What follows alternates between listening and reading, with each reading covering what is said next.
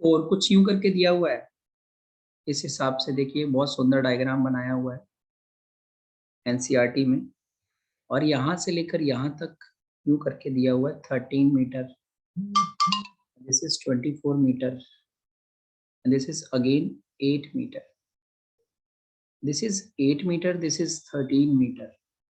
नाम दे देते हैं सिंप्लीफिकेशन के लिए, ज्यादा अच्छा लगेगा।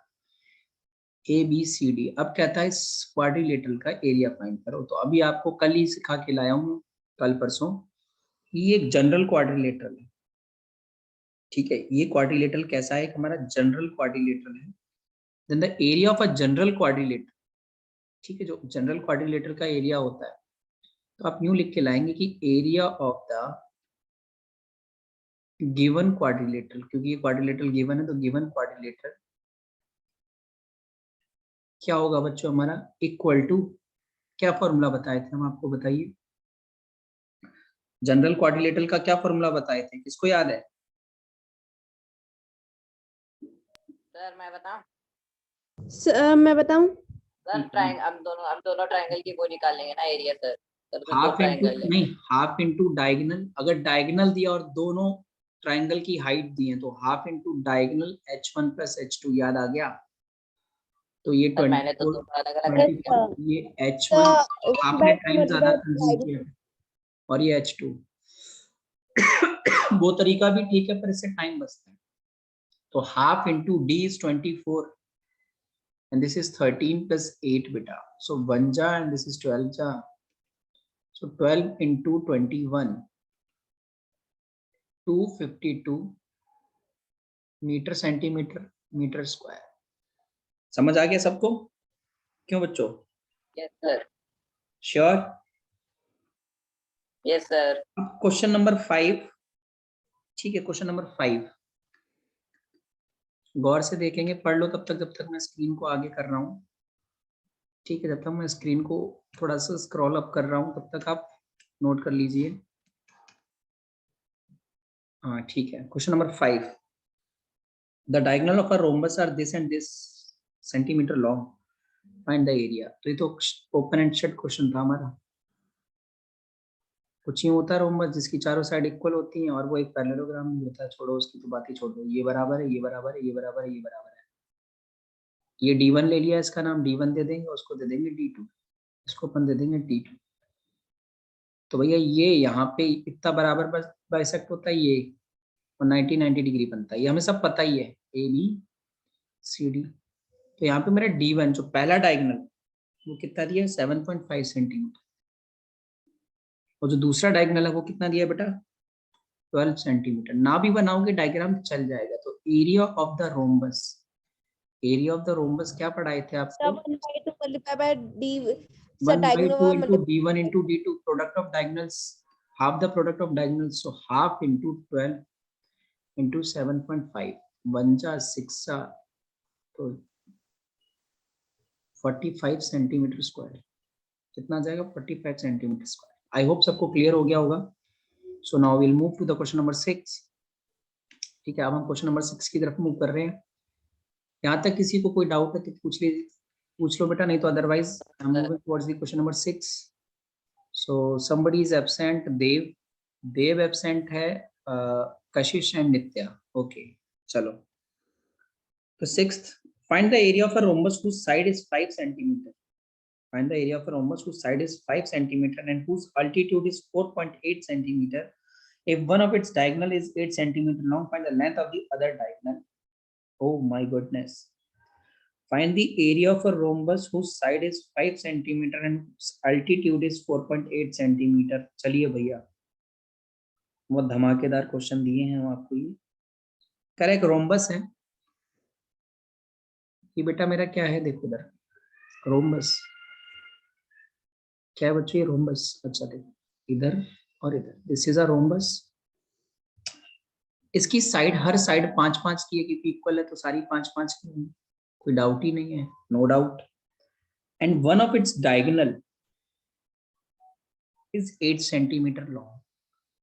इसका एक डायगोनल बेटा कितना, 8 सेंटीमीटर लंबा है, इसको d1 नाम दिया एंड इक्वल टू 8 सेंटीमीटर। और एक कोई हाइट, एक कोई हाइट इसकी कितनी है बेटा, एक हाइट, ठीक है, and whose altitude is 4.8 centimeter, this is 4.8 centimeter, एक अल्टीट्यूड 4.8 सेंटीमीटर दिया हुआ है।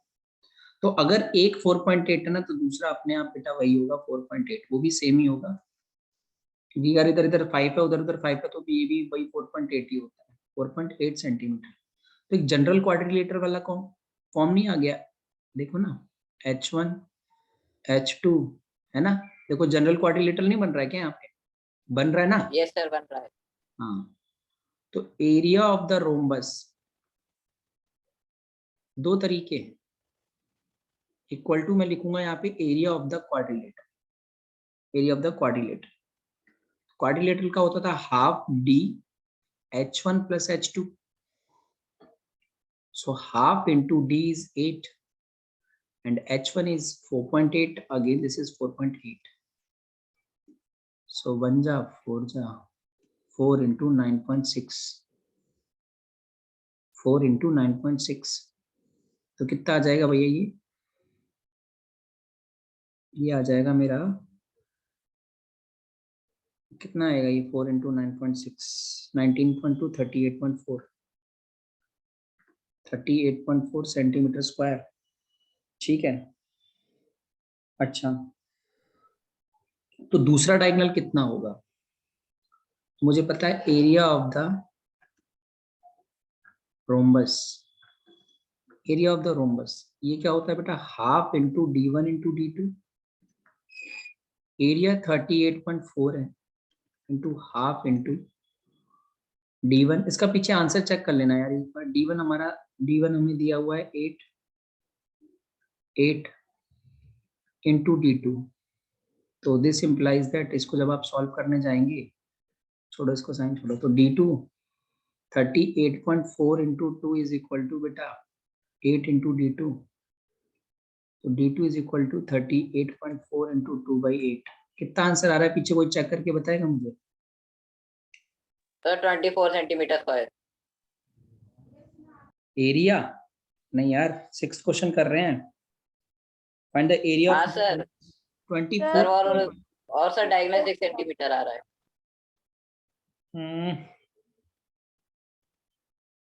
4.8 into 5, okay okay okay okay, ठीक है, समझ आ गया, गलत कर दिया मैंने, ये गलत कर दिया मैंने, ठीक है। यहाँ देखो बेटा, आज इसकी रिकॉर्डिंग नहीं मिलने वाली तुम लोगों को, क्योंकि मैं एडिट वेडिट नहीं करता, ऐसे डाल देता हूँ, तुम अपने दोस्तों को बोलोगे तो तुम्हारे दोस्त कहेंगे अच्छा बेटा सर भी गलत करते हैं, ठीक है, तो इसलिए आज की रिकॉर्डिंग नहीं मिली। चलो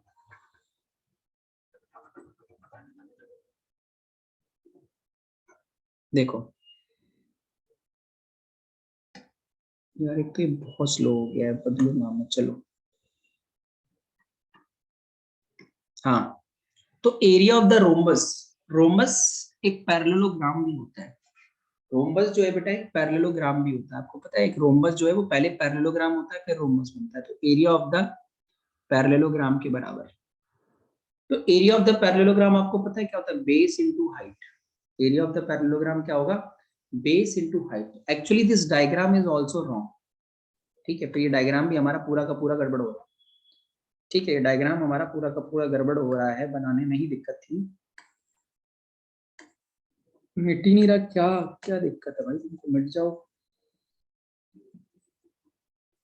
तो खराब चीज मैंने कभी नहीं देखा। चलो क्या देखो, रोम्बस का डायग्राम दोबारा सही से बना के, यूं यूं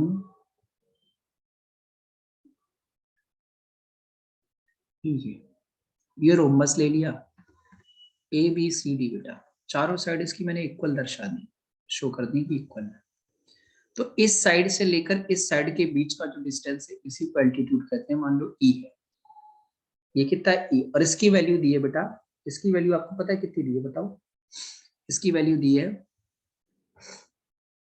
बताओ कितनी दी है इसकी वैल्यू, 4.8, सर 4.8, यानी हमारी हाइट है। अच्छा, 0.8 सेंटीमीटर। ये 4.8 किसके ऊपर गिर रही है, इसके ऊपर ये 555 सारे सर 3D 555 बेस, तो बेस इंटू हाइट, तो बेस कितना हो गया हमारा 5 और उसके ऊपर हाइट कितनी गिर रही है 4.8 यानी Sir, 24 4.8. Centimetre square, 24 centimetre square. तो इस रोम्बस का एरिया कितना आ गया 24 सेंटीमीटर स्क्वायर। अच्छा, इसके अलावा एक डायगोनल भी 8 सेंटीमीटर का दिया हुआ था, एक डायगोनल भी हमें कितने का दिया है 8 सेंटीमीटर का, है ना। One of the diagonal is 8 centimetre. तो मान लो यहां से लेकर यहां तक का ये 8 सेंटीमीटर D1 करा। D2 क्या होगा, तो हमें एक एरिया ऑफ द रोम्बस का एक फॉर्मूला और पता है।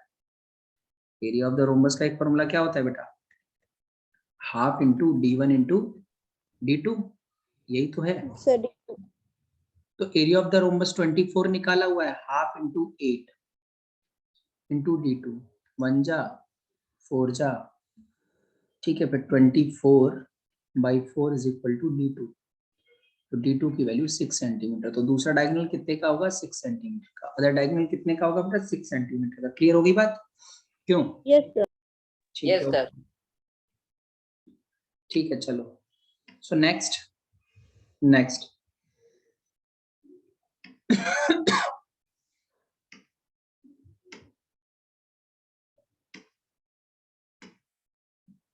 Just a minute.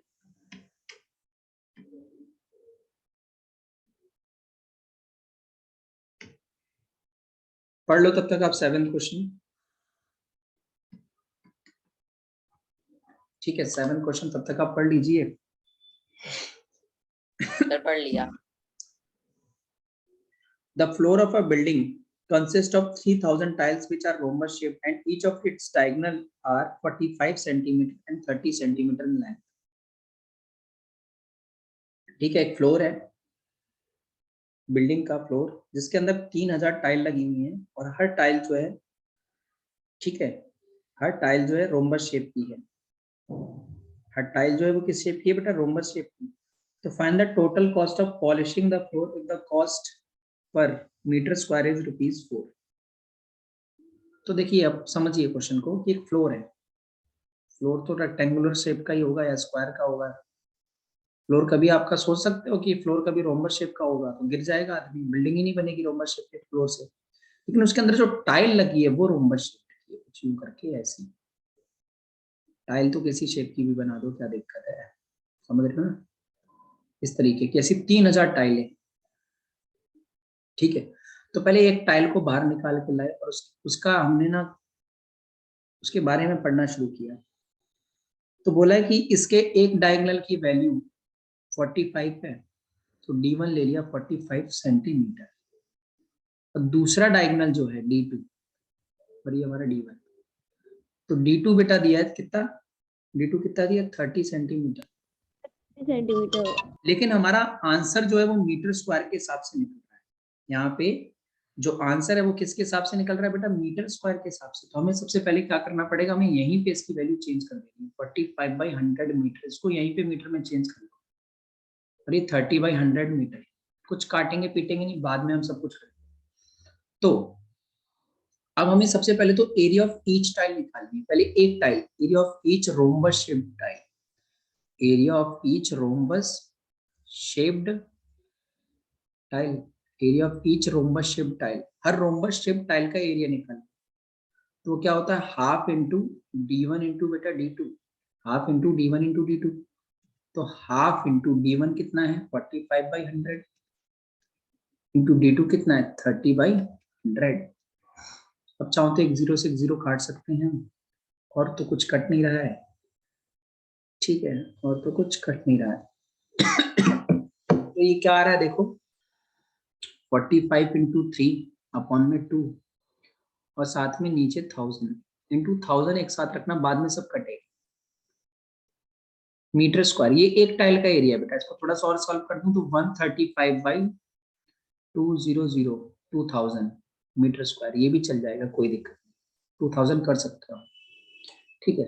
तो वन टाइल का एरिया, ये वन टाइल का area of one tile, tile कितनी लगी है 3000, तो एरिया ऑफ 3000 टाइल्स, 3000 टाइल्स, तो क्या हो जाएगा 3000 इंटू वन टाइल का एरिया, यानी कि 135/2000 तो इससे ये कटता चला, ठीक है। तो ये 405 बाई बेटा 2 आ गया। इसको जब हम सॉल्व करेंगे तो 202.5 मीटर स्क्वायर, 202.5 मीटर स्क्वायर इतना आया। अब cost of polishing 1 meter square, 1 meter square पे पॉलिश करने की कॉस्ट कितनी? ₹4। कितनी? ₹4। कितने? ₹4। तो हमें कितना पॉलिश करवाना है? 405/2। यहाँ पे भी लिख सकते हैं ये cost of polishing 405/2 meter square equal to ₹4 into 405/2। अब आप समझ गए होंगे मैंने ये क्यों लिया था कि कट जाए, टूट जाए।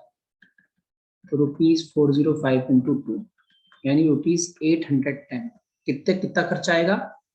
कितना खर्चा आएगा बेटा? ₹810 का खर्चा आएगा। बात समझ में आ गई? क्यों? Yes, Yes. sir. तो दिस वाज क्वेश्चन नंबर 7।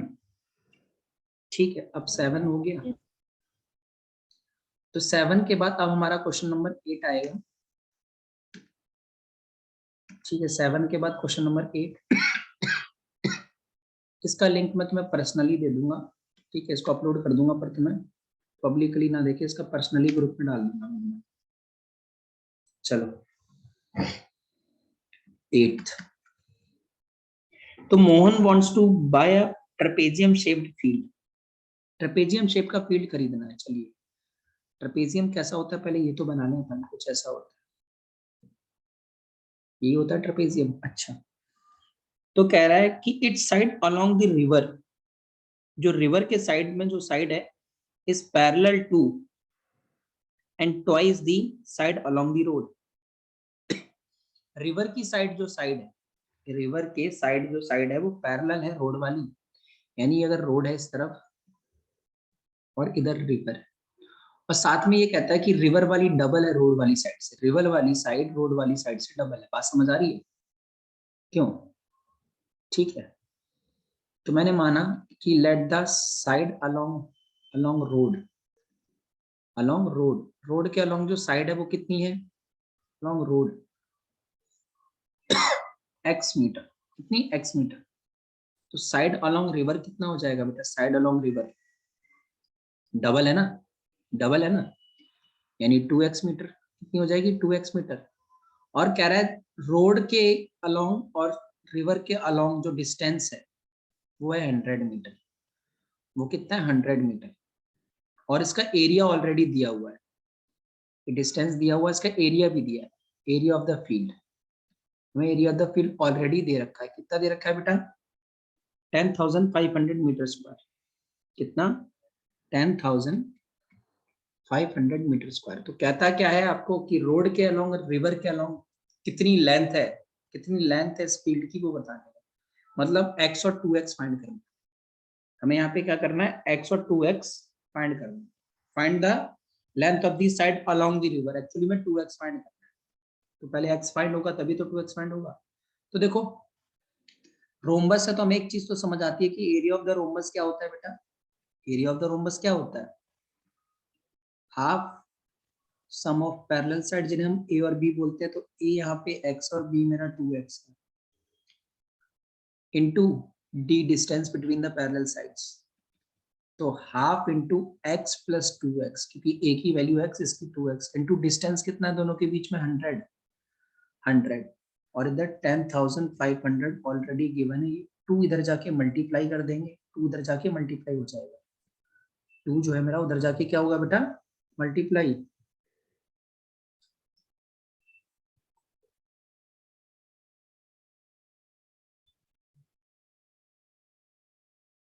ठीक है, तो 10,500 into 2 equal to x plus 2x into 300 हो गया। इसको सॉल्व किया 21,000 आया। ठीक है, कितना आया? 21,000। और 3x इंटू 100 300x आ गया। तो मुझे x निकालना है। तो 2100 अपॉन 300, 0 से 0 कट गया। ठीक है, 1 जा 70 जा। तो x की वैल्यू 70 मीटर। अलोंग रोड कितना है? 70 मीटर, तो 2x इज इक्वल टू कितना आ जाएगा 70 इंटू 2, क्योंकि 2x था, यानी कि बेटा 140 मीटर 2x। तो साइड अलोंग रिवर कितना आ जाएगा, side along the river equal to 140 meter. River के अलोंग कितनी साइड थी बेटा 140 मीटर। रिवर के अलोंग कितनी साइड है बच्चों 140 मीटर। क्लियर होगी सबको, बात समझ आ गई है? Yes sir. ठीक है, सर एक बार ये क्वेश्चन फिर से समझा दीजिए, सर समझ नहीं आया। सर यहाँ पे जो आपने फॉर्मूला किया है सर, वो समझ नहीं आया। एरिया, अच्छा एरिया ऑफ द रोम्बस नहीं है, ट्रेपेजियम है, sorry area of the trapezium है। ठीक है, रोम्बस लिख दिया।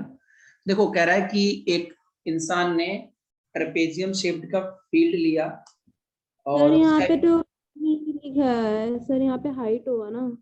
क्या सर यहाँ पे हाइट होगा बेटा ना डी, जहाँ पे मैंने सर। बोला था हाफ ए प्लस बी इंटू डी कर लो या एच कर लो, एक ही चीज है। डी और एच, डी का मतलब डिस्टेंस है, एच का मतलब हाइट, दोनों एक ही चीजें हैं। डी या एच कर लो, कोई दिक्कत नहीं है, ठीक है ना? समझ आ गई यस बात? सर, यस ठीक सर। है, चलो, और तो कोई दिक्कत नहीं है ना? No sir. चलो फिर तो कोई दिक्कत ही नहीं, चलो। सो नेक्स्ट देखो बच्चों, नेक्स्ट कौन सा है हमारा question number 9। Top surface of a raised platform is in the shape of a regular octagon as shown in the figure. Find the area of the octagonal surface. ठीक है, कुछ diagram बना के दिया है आपको, बोल रहा है कि कोई एक रेगुलर ऑक्टागन शेप का एक फील्ड या प्लेटफॉर्म है, यूं करके, ठीक है, यूं, फिर यूं, फिर यूं, फिर यूं, फिर यूं, फिर यूं और फाइनली यूं।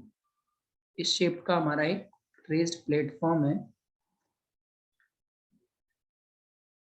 हम इसको अपनी सिंप्लीफिकेशन के लिए नाम दे देते हैं A B C D E F और जी, साथ में एच। ठीक है, अब यहां से लेकर यहां तक और यहां से लेकर यहां तक, ये बोल रहा है इतना 11 मीटर है। ये कितना है 11 मीटर। अच्छा, और बोल रहा है इसकी, क्योंकि रेगुलर है तो इसकी हर एक साइड 5-5-5 की, हर एक साइड कितने की है 5-5-5 की, 5-5-5 और ये 5, ठीक है, 5-5-5।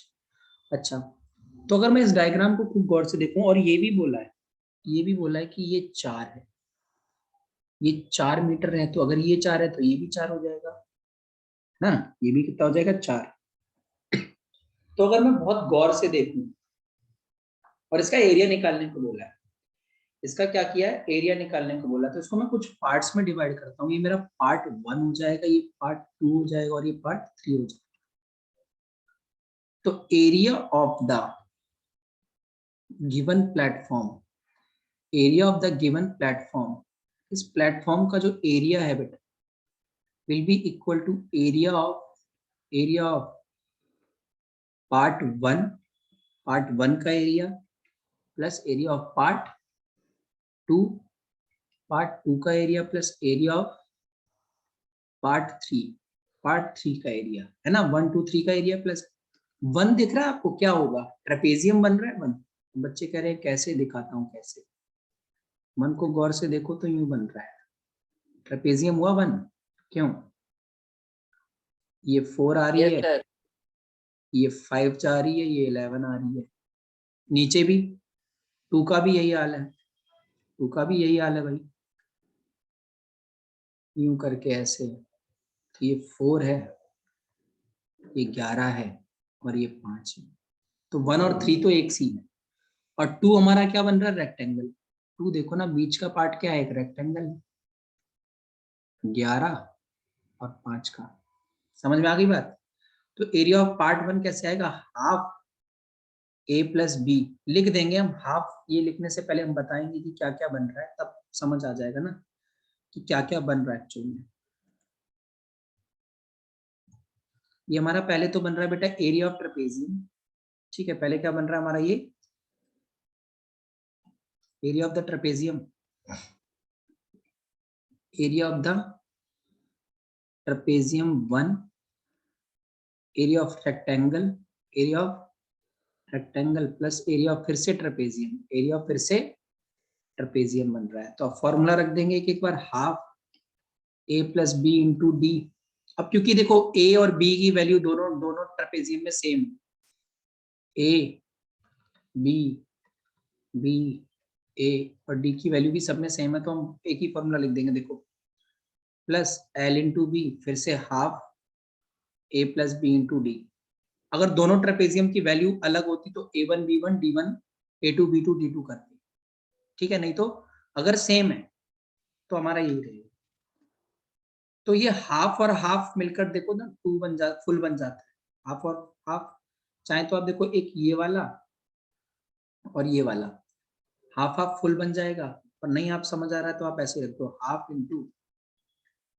इंटू बेटा देखो a प्लस बी यानी 5 प्लस 11 इंटू डिस्टेंस 4 है, फिर 11 into 5 plus half into 5 plus 11 into 4 है, 1 जा 2 जा 1 जा 2 जा 5 plus 11 16 into 2 plus 55 plus 16 into 2 32 55 32।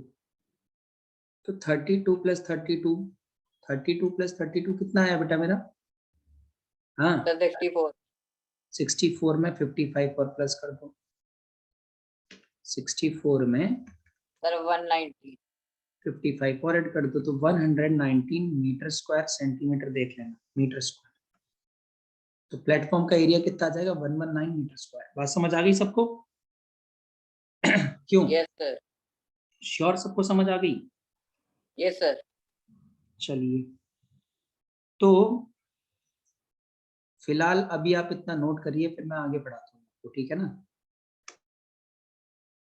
Okay sir